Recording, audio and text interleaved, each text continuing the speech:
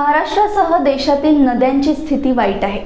या नद्यांना आजार एक असून सरकार दुसऱ्या आजारांचे औषध देऊन ब्युटी पार्लरमध्ये उपचाराला पाठवत आहे, असा आरोप जलतज्ञ आणि चला जाणूया नदीला या उपक्रमाचे प्रणेते राजेंद्र सिंग यांनी केलाय। नागपुरातील प्रेस क्लबमध्ये गुरुवारी पत्रकार परिषदेत ते बोलत होते। सध्या नद्या आजारी असून अत्यवस्था आहे। नद्यांच्या या स्थितीला सरकार जबाबदार आहे। नदीपात्र परिसरात होणारे अतिक्रमण, नदीमध्ये सोडले जाणारे रसायन मिश्रित व दूषित पाणी, वाळूचा अनियंत्रित उपसा, नदीपात्रात साचलेले गाळ व इतरही बरीच कारणे या नद्यांच्या वाईट अवस्थेसाठी जबाबदार आहेत।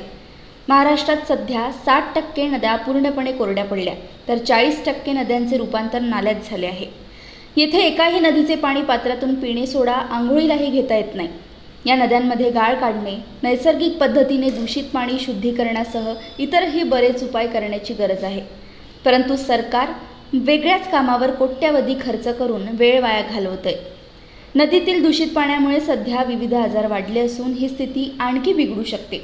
महाराष्ट्रात चला जाणूया नदीला हा उपक्रम सरकार आणि असरकारी लोकांच्या मदतीने सुरू झालाय। त्यात 109 नदींचा अभ्यास होत असून नद्यांची स्थिती सुधारण्यासाठीचे प्रयत्न होणार असल्याचेही राजेंद्र सिंग यांनी सांगितले।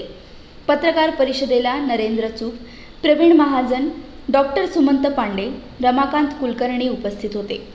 चला जाणूया नदी का जो ये कार्यक्रम है, ये महाराष्ट्र सरकार के साथ मिलकर समाज के लोग इन नदियों की जो सच्चाई है, बीमारी की, नदियाँ जो बीमार हैं, उन नदियों की बीमारी की सच्चाई को समाज और राज्य दोनों मिलकर सामने लाना चाहते हैं। इसका मतलब ये कि सरकार की ये प्रतिबद्धता होगी कि जो इन नदियों की सच्चाई सामने आए उनका फिर समाधान करने के लिए वो रिपोर्ट किसी अलमारी में ना रखी जाए, उस रिपोर्ट के अनुसार काम हो।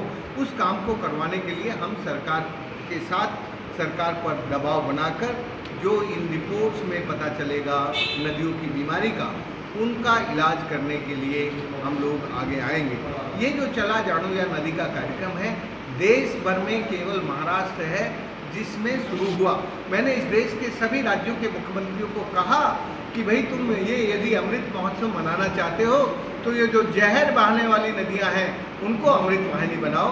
आपकी सरकार ने इतनी प्रतिबद्धता दिखाई कि ये बात सुन के कम से कम गैर सरकारी लोगों को सुनने की हिम्मत दिखाई है। यदि ये इस राज्य में काम सफल होता है तो मुझे लगता है कि भारत के दूसरे राज्यों में भी ये कायम होगा। और ये जो कार्यक्रम है ये केवल अमृत महोत्सव का जो वर्ष है उसके लिए नहीं है, ये 10 साल का प्लान है। तभी जब जिन नदियों को बीमार होने में सैकड़ों साल लगे, उनको ठीक होने में कम से कम 10 साल तो लगेंगे।